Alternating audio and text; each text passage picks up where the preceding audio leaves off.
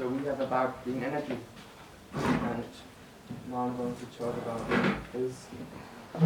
Green energy is generally defined as energy that is collected from resources which are naturally replenished on a human timescale, such as sunlight, wind, rain, tides, waves, and geothermal heat. Green energy often provides energy in four important areas: electricity generation, air and water heating, transportation, and rural energy sources. Worldwide investments in renewable technologies is amounted to more than 286 billion US dollars in 2015. And countries like China and the United States heavily invested in wind, hydro, solar, and biofuels. Globally, there are estimated 7.7 million jobs associated with green energy industries, with solar photovoltaics being the largest renewable employer. In Denmark, the government have decided to switch the total energy supply to 100% green energy by 2050. Okay, Sunday the 26th of April 1986, a nuclear accident happened in Chernobyl.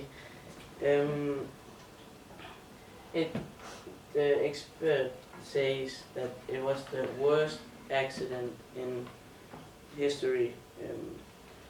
330,000 people, 336,000 have been evacuated. Chernobyl,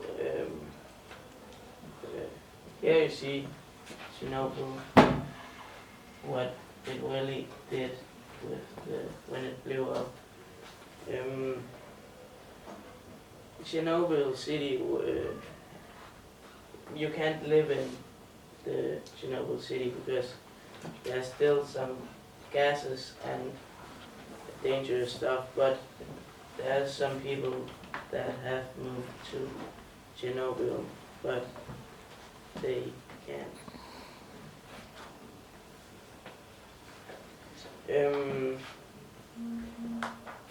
Nuclear power plants.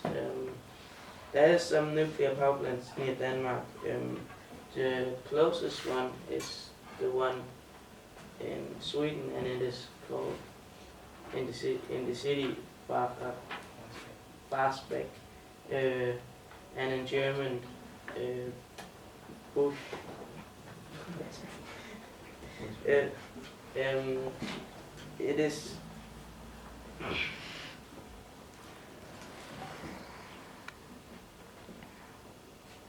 that before the accident there was a lot of nuclear power plants in Europe, but when it happened, it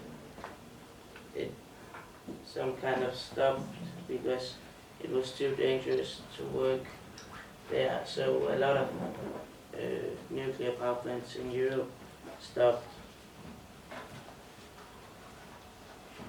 Yeah, energy cars.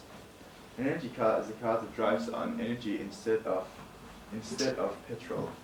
The car doesn't make any carbon dioxide, which is very good. A car that drives on half energy and half petrol is not an energy car, it's a hybrid car. The energy cars drives on renewable energy, which is energy from waves, solar panels, and wind. There are many good things with energy cars, but there's also some bad things, like distance. You can't drive as long with an energy car as you can with a normal car. That's also why many people don't buy them. Solar cells. Solar cells are also known as photovoltaic cells, and it is an electrical device that converts energy of light directly into electricity by the photovoltaic effect, which is a physical and chemical phenomenon. It is a form of photoelectric cell defined as a device whose electrical characteristics such as current voltage or resistance vary when it's exposed to light. Solar cells are the building blocks of photovoltaic cell models, and otherwise it's known as a solar panel. And this is a solar cell, and a solar cell isn't quite the same thing as a photovoltaic cell, because if you have a photovoltaic cell, it is many solar cells put it together to make a solar panel. Windmills. Windmills work when the wind blows. The blades starting turning around, and then a generator begin, and that is what make electricity. On a day when the wind blows, it makes energy to your house, so it is why, yeah.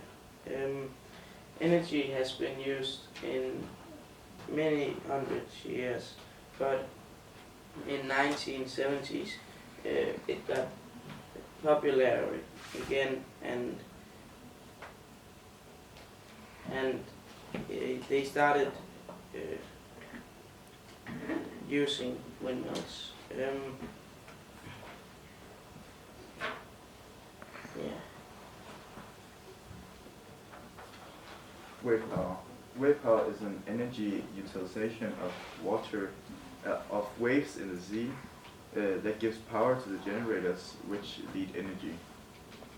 There's an interest group in Denmark that tries to make terms better in wave energy, and the group was founded in 1997. A wave machine makes energy with the float in the machine, and every time wave comes, the float follows the flow. The float follows the flow and produces energy. The float normally goes up and down because it's the best way to produce the most energy. Wave power is a very good type of energy because it doesn't hurt the nature, and it's very cheap and healthy for people. Many countries save a lot of money by doing this because it's way cheaper than normal generators.